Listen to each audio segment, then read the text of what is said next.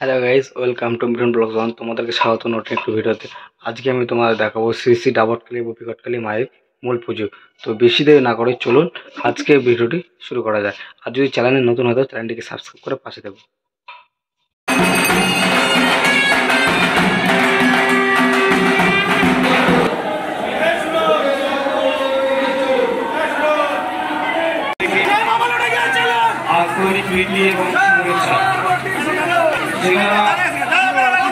এখনো পর্যন্ত বিভিন্ন বাঙালির রসিকগুলি সংগ্রহ করেননি। আমরা আপনাদের কাছে অনুরোধ করছি